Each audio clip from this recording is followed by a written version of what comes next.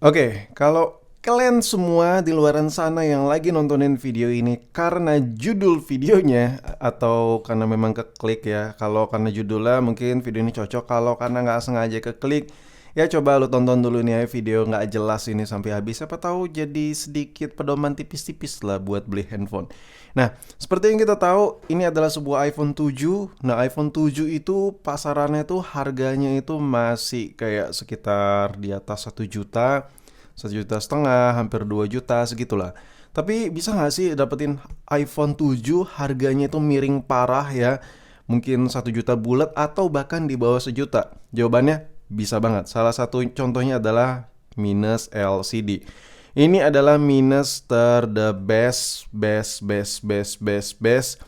yang bisa lu dapetin di pasaran. Contoh, dengan minus LCD ini, untuk pemakaian lu nggak bakal ngerasain kayak sesuatu yang mengganggu untuk fungsi dari handphone ini. Contoh, karena ini retaknya di atas ya, jadi untuk bagian area LCD-nya nggak terlalu parah kayak di bagian area LCD, dia cuma di bagian atas-atas saja.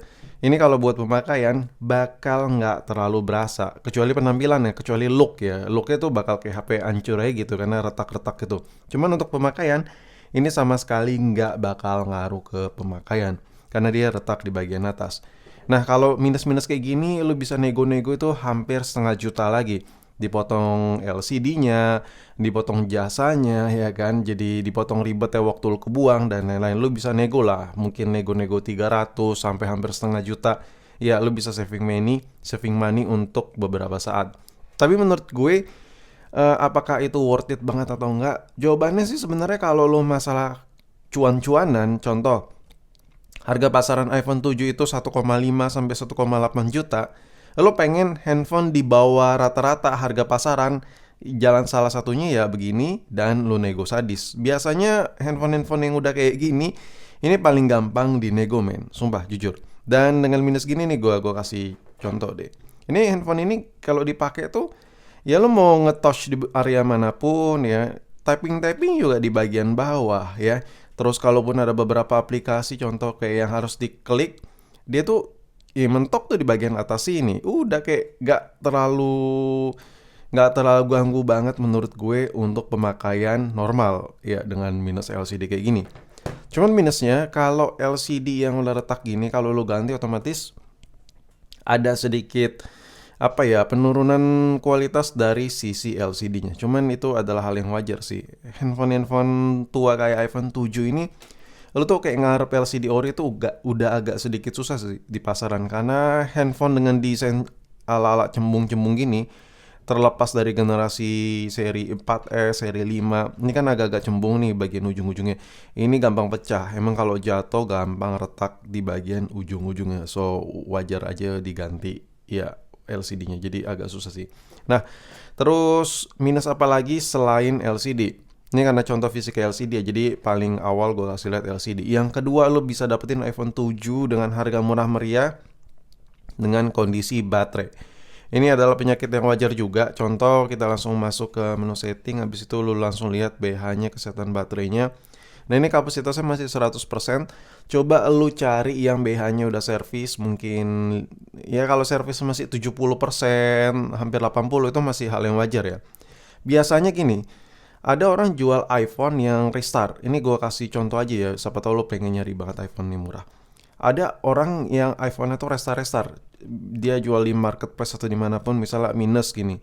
Minus iPhone 7 sering mati-matian. Nah, lo coba cek baterai health-nya dulu. Kalau baterai health-nya BH-nya itu udah 30%, udah parah banget, 40%, 50% fix, lu sikat aja dulu tuh handphone.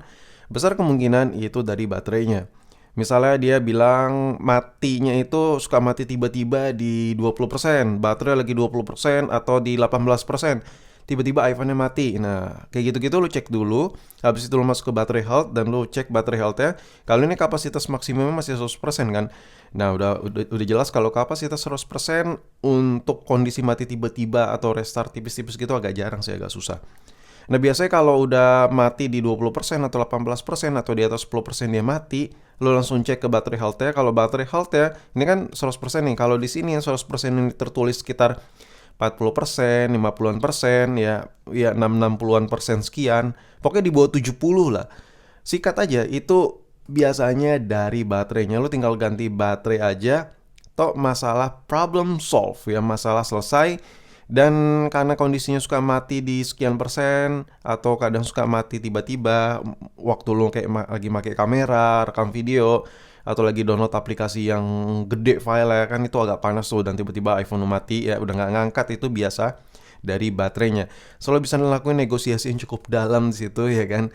Biasanya kalau yang udah kondisi gitu tuh lo bisa dapetin iPhone di 1 jutaan bulat gitu untuk iPhone 7.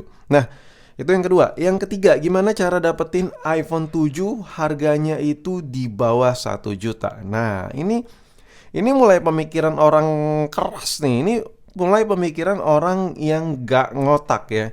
iPhone 7 itu masih salah satu iPhone yang paling layak banget dipakai untuk pemakaian normal pada saat video ini diupload. Kalau lo nonton video ini pada saat kiamat ya udah gak worth it lah nih iPhone. Cuman kalau pada saat baru-baru ini lo nonton video nggak jelas ini salah satu iPhone yang paling layak dipakai untuk pemakaian normal. So, agak susah lo dapetin iPhone 7 ini di harga ratusan ribu alias di bawah 1 juta. Tapi gue kasih tahu, iPhone 7 bisa lo dapetin di bawah 1 juta. Dengan beberapa kondisi. Yang pertama, kondisi fisiknya LCD retak seperti ini ya. Of course, jelas kalau kondisi retak seperti ini dia masih belum nyentuh di bawah 1 juta cuy. Dia masih nyentuh mungkin ya 1 jutaan, 1,1, 1,2, tapi bisa lu nego lah, tergantung siapa yang jual. Lu nego-negoin sadis, mungkin paling mentoknya stagnannya di 1 juta bulat. Tapi nggak bisa, iPhone 7 tuh kayak susah banget gitu. iPhone 7 retak tapi di bawah 1 juta. Tapi kok ini masuk kriteria iPhone di bawah 1 juta yang LCD retak? Iya, itu baru kriteria yang pertamanya. Ada beberapa kriteria dalam satu handphone iPhone 7 itu bisa di bawah 1 juta. Yang pertama, iPhone 7 itu harus retak LCD ya. Itu yang pertama. Yang kedua, iPhone 7 itu baterai health-nya harus jelek. Ya, itu yang kedua. Dalam satu handphone ya, LCD retak, baterai health-nya jelek, ya mungkin sekitar baterai health-nya 60 atau 70-an persen. Dan yang ketiga adalah bypass. Nah, itu udah hal yang mutlak ya. Udah hal yang mutlak. Kalau lo pengen punya iPhone 7 di bawah 1 juta. Nah, dengan tiga kondisi itu, LCD retak, baterai health jelek, bypass pula, nah lo bisa dapetin iPhone 7 di bawah 1 juta. Mungkin let's say 900, 800 sekian. Mungkin kalau lo nego-nego jago.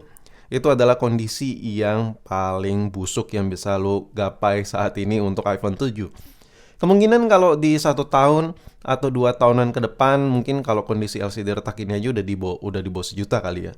Ya kita lihat lah demand Apple tuh kayak gimana lah. Oh, pengembangan operasi sistem dan lain-lain. Gini loh, kalau masalah produk Apple itu lo nggak bisa ngejudge, oh tahun ini harga segini, tahun besok harga bakal turun, bakal bla bla, nggak bisa. Kadang Apple tuh agak rada-rada ya. Contoh, antara Apple dan pemerintah itu ada dua sinkronis yang tidak bertautan. So, untuk menentuin harga iPhone itu naik atau turun itu bukan dari apa yang bisa lo lihat dari kebiasaan Apple ya. Itu harus ada campur tangan sama pemerintah juga. Contoh, iPhone 11, iPhone XR itu udah sempat turun beberapa tahun yang lalu.